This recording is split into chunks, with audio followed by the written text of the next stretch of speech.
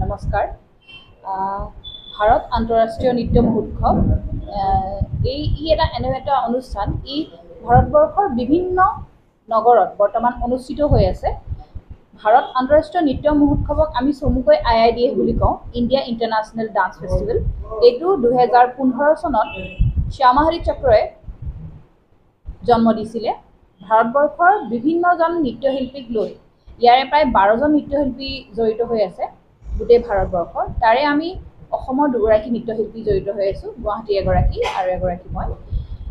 যিহেতু বৰ্তমান কলিকতা, পুনে, হায়দৰাবাদ, কেৰেলা, চেন্নাই, ভুৱনেশ্বৰ, আমাৰ নৰ্থ ইষ্টৰ মণিপুৰতো হৈছে, গুৱাহাটীতো হৈছে। আমি প্ৰথমবাৰৰ বাবে ডিব্ৰুগড়ত অনুষ্ঠিত কৰিবলৈ আগবাঢ়িছোঁ। ইয়াত আপোনাৰ ভাৰতবৰ্ষৰ বিভিন্ন নৃত্যশিল্পীসকলে নৃত্য প্ৰদৰ্শন কৰিব। আমাৰ ডিব্ৰুগড়ত অনুষ্ঠিত নৃত্য অনুষ্ঠানত কেৰেলাৰ পৰা আহিব মোহিনীঅট্টম নৃত্য, কৰ্ণাটকাৰ পৰা আহিব ভাৰতনাট্যম নৃত্য, ওডিচি আহিব ৱেষ্ট বেংগলৰ পৰা, দিল্লীৰ পৰা যিজন আমাৰ ফাউণ্ডাৰ শ্যামা হৰি চক্ৰ তেখেতেও আহিব। লগতে মুখ্য আহ্বায়ক তেওঁ কেৰেলাৰ পৰা আহিব, কলামণ্ডলম সত্যনাৰায়ণ। আৰু ইয়াৰ লগতে আমাৰ অসমৰ বিভিন্ন জিলাৰ নৃত্যশিল্পীসকলেও ইয়াত নৃত্য প্ৰদৰ্শন কৰিব। ইয়াৰ লগতে বিশেষভাৱে উল্লেখযোগ্য যে শংকৰদেৱ বিশ্ববিদ্যালয় পৰিৱেশ কলা অধ্যয়ন কেন্দ্ৰৰ মুৰব্বী অধ্যাপক ডক্টৰ দীপাংকৰ দত্ত আহিব। লগতে কলিয়াবৰ মহাবিদ্যালয়ৰ অধ্যাপিকা মনাশ্ৰী পাঠক আহিব। ইয়াৰ লগতে শিৱসাগৰৰ পৰা বহুজন আহিব, বঙাইগাঁৱৰ পৰা বিশিষ্ট নৃত্যশিল্পী অভিষেক দাস আহিব। এনেধৰণে অসমৰো প্ৰায় 20 গৰাকীমান নৃত্যশিল্পীয়ে আমাৰ ইয়াত নৃত্য প্ৰদৰ্শন কৰিব। আচলতে IIDFৰ উদ্দেশ্যই হৈছে নৱপ্ৰজন্মক এখন আন্তঃৰাষ্ট্ৰীয় পৰ্যায়ত মঞ্চ প্ৰদান কৰা। যিহেতু আমাৰ শিল্পীসকলে নৃত্যৰ চৰ্চা কৰি আছে, কিন্তু উপযুক্ত মঞ্চ এখন নাপায়। ধৰি লওক, যিবোৰ মঞ্চ আমাৰ অন্য ৰাজ্যত হয়তো ৰাজ্য চৰকাৰে প্ৰদান কৰে, আমাৰ অসম চৰকাৰৰ মুষ্টিমেয় কেইটামান অনুষ্ঠানৰ বাদে আমাৰ বিশেষ মঞ্চ নাই।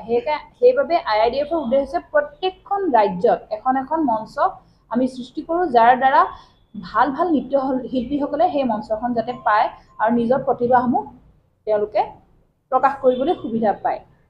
IIDFৰ দ্বিতীয়টো উদ্দেশ্য হৈছে ইয়াৰ দ্বাৰা জুনিয়ৰ আৰু ছিনিয়ৰ কেটেগৰীক দুটা বঁটা প্ৰদান কৰে, ফিউচাৰ ফেচ এৱাৰ্ড বুলি কয়। আৰু এই বঁটাসকল যিসকলে পায় বা প্ৰাপ্ত, তেওঁলোকে ভাৰতবৰ্ষৰ যিকোনো IIDF অনুষ্ঠানত তেওঁলোকৰ ৰেকমেণ্ডেশ্যন হয়, তেওঁলোকে নৃত্য প্ৰদৰ্শন কৰিবলৈ সুবিধা পায়। আৰু আমি ভাবিছোঁ ডিব্ৰুগড় তথা আমাৰ আশে পাশে থকা অঞ্চল দুলীয়াজান, শিৱসাগৰ আদিসমূহ নৃত্যশিল্পীসকলে ইয়াৰ মাধ্যমেদিয়ে যাতে এক সুযোগ লাভ কৰক IIDF, সেয়ে আমাৰ উদ্দেশ্য। আমাৰ নুপুৰ কলা একাডেমী আৰু আহাৰ্য প্ৰডাকশ্যনৰ তৰফৰ পৰা আমি এই কাম হাতত লৈছোঁ।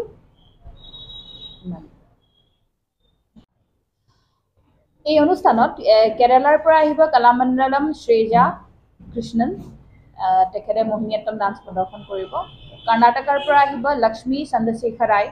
তাৰপিছত ৱেষ্ট বেংগলৰ পৰা আহিব ডক্টৰ পম্পী পল।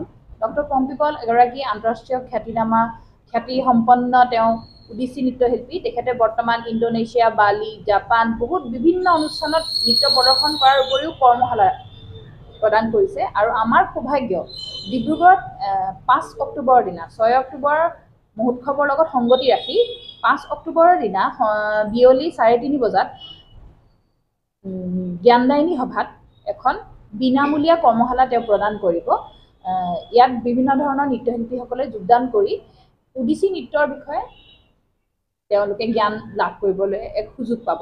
তথা আমাৰ যিহেতু উজনি অসমত আমাৰ সত্ৰীয়া নৃত্য যিহেতু আমাৰ নিজৰ অনুষ্ঠান, আমি পায়ে থাকোঁ, নিজৰ নৃত্য হয়। কিন্তু ওডিচি আমাৰ দাঁতিকাষৰীয়া যদিও আমি তেনেধৰণৰ জ্ঞান আমাৰ ইয়াত পাবলৈ কোনো সুযোগ নাই। সেয়েহে ডক্টৰ পম্পী পলে এই কাম হাতত লৈছে যে তেওঁ বিনামূলীয়াকৈ এখন কৰ্মশালা প্ৰদান কৰিব। ইয়াৰ লগতে ভৱিষ্যতেও আমাক ওডিচি নৃত্যৰ প্ৰতি বিষয়ে আমাক যিখিনি জ্ঞান লাগে তেওঁ ভৱিষ্যতে প্ৰদান কৰিম বুলি আমাক নিশ্চিত কৰিছে।